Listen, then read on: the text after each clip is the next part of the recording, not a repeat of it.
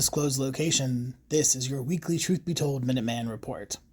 Hey everyone, it's Robert Hensley, your Truth Be Told Minuteman, and today we're taking a closer look at America's Stonehenge.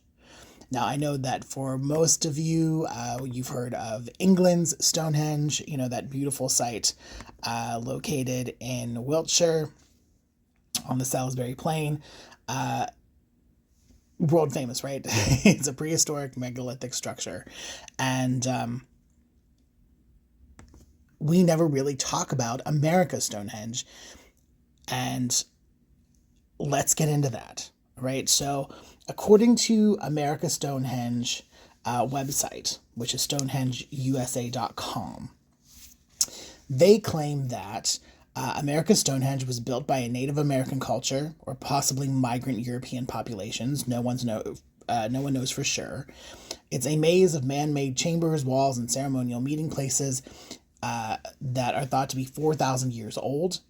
America's Stonehenge is most likely the oldest man-made construction in the United States. Like Stonehenge in England, America's Stonehenge was built by ancient people well-versed in astronomy and stone construction. It has been determined that the site is an accurate astronomical calendar. It was and still can be used to determine specific solar and lunar events of the year. Various inscriptions have been found throughout the site, including Ogham, Phoenician, and Iberian Punic script. Dr. Barry Fell of Harvard University did extensive work on the inscriptions found at the site. They are detailed in his book, America BC.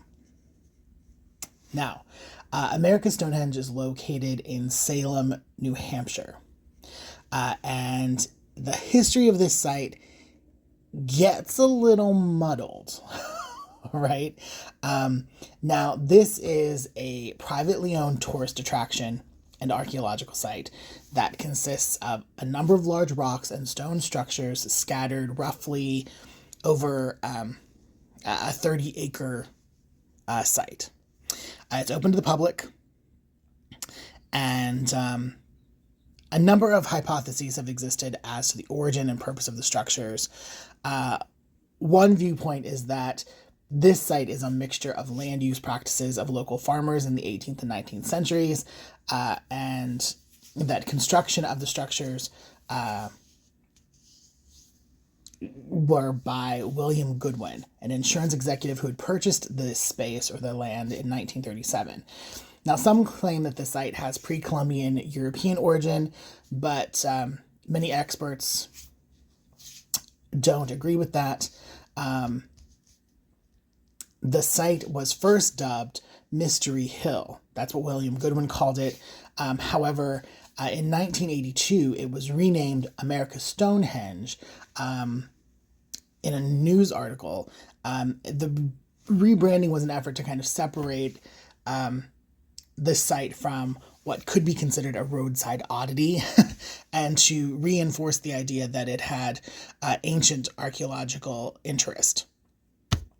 So, to dig into this a little deeper, right? Yes, archaeologists have carbon dated charcoal found at sites on this property to know that there were humans occupying the area 4,000 years ago. Were those humans the one who built America's Stonehenge? Not quite sure. Okay. In 1982, David Stuart Smith, who was the director of restoration at Mystery Hill, conducted an excavation of a megalith that they found at a stone quarry that was to the north of the main site. His team concluded that the chips and the flakes that they found from the stone were evidence of tool manufacturing. Meaning that it was consistent with American indigenous lithic techniques, but they couldn't really date when those flakes and chips and when this construction happened. Another archaeologist, Curtis Runnels, stated that there were no Bronze Age artifacts found there. In fact, no one has found a single artifact of European origin from that period anywhere in the New World. The surface of the stone suggests that it was quarried using percussion techniques, indicating that it was modeled by indigenous stoneworkers and it was sculpted by indigenous stone tools rather than using metal tools. Some speculate that this structure is an accurate astronomical calendar, but again, that has not been conclusively proven. Nearby on the site, they did find the remains of a Native American wigwam. They did build a replica of that sits next to the trail. There are 2 fire pits that are associated with the wigwam that date back to 2,000 years ago. There's a 300-year-old canoe that was found on the site, and that is in their museum. And they've found various Native American tools and pottery shards and things from around the site as well. The original owner of the site is a man named Jonathan Pattee, Pattee. And in 1907, there was a book called The History of Salem, New Hampshire, which states that Jonathan Pattee built the site in the 19th century, that after that,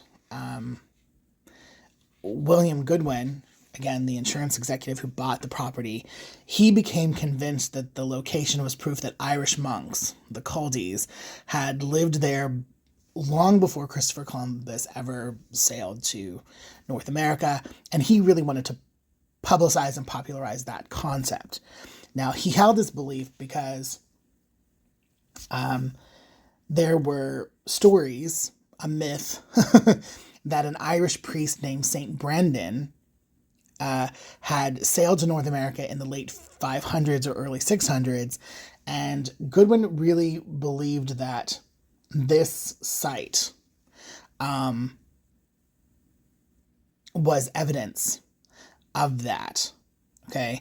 However, again, remember, no kind of Bronze Age tools or European tools were ever discovered here. The stone quarrying really showed that if anything, it was an indigenous work. But that didn't stop William Goodwin from rearranging stones to fit his theory of the Irish monks.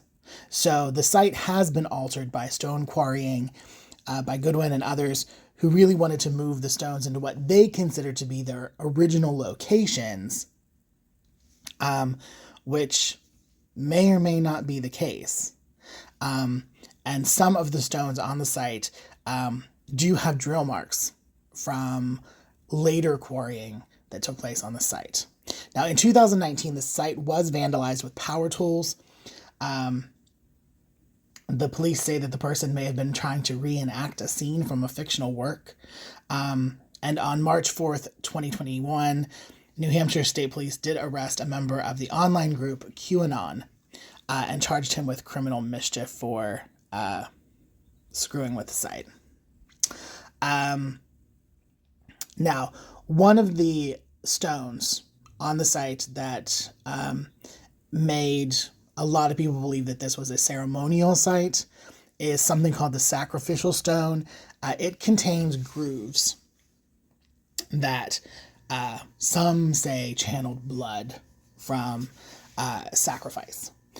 However, this stone more likely resembles, or more closely resembles, a lye leaching stone, which you really find on old farms because it was where they would extract the lye from wood ashes, which is the first step in manufacturing soap.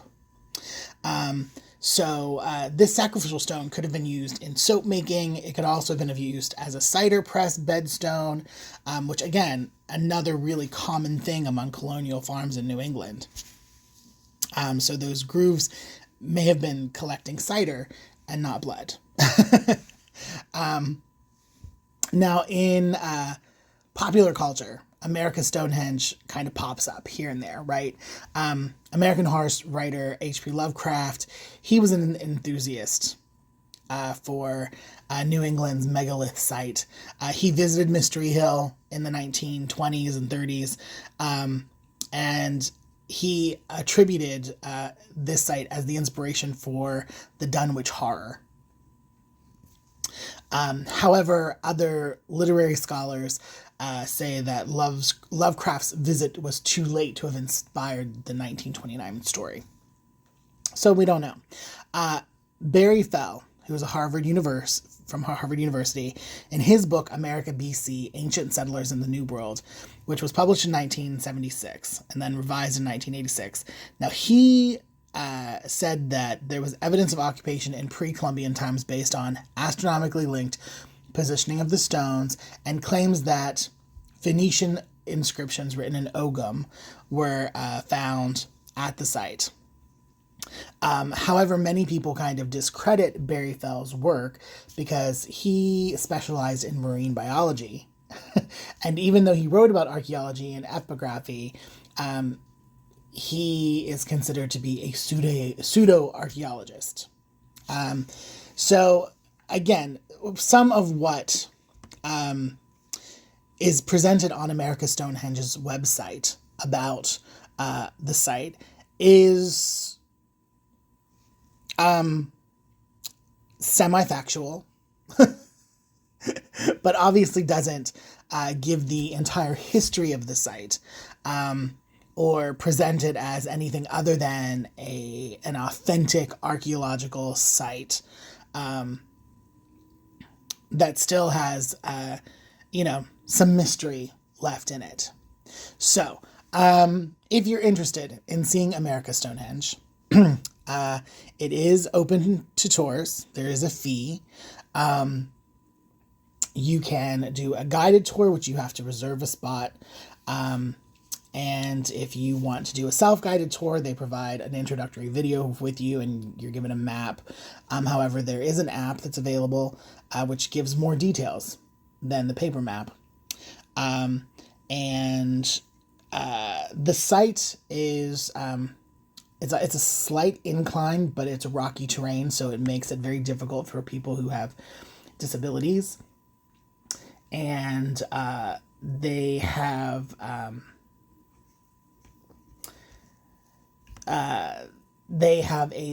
ban on pets. Do not bring a pet onto the site. The site is also home to 4 lovely alpaca. And so for insurance reasons and because of the alpacas, they cannot welcome any pets. If you have a service animal, again, a service animal being defined as an animal that was specifically trained to aid a disabled person, yes, your service animal can come with you on the tour, but this is not a place to bring, the Yorkie that you had licensed as a, emotional support animal. That is not a service animal. They allow photography,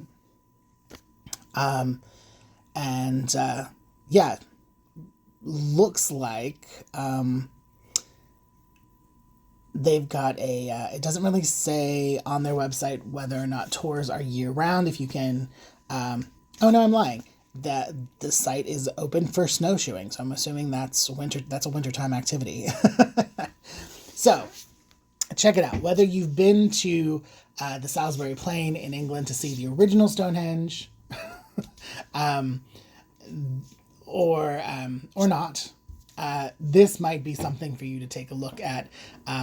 Mystery Hill or America Stonehenge is definitely a site that you should check out and use your best judgment, decide for yourself whether or not this is an actual prehistoric megalithic site, or if it is the creation or recreation of, a well-meaning insurance executive in the 1930s. So there you have it. This has been another episode of the Truth Be Told Minuteman Report. Remember, there are 3 opportunities each week for new content on the Club Paranormal channel on YouTube. That's the Minuteman Report every Monday at 3 p.m. Pacific, 6 Eastern.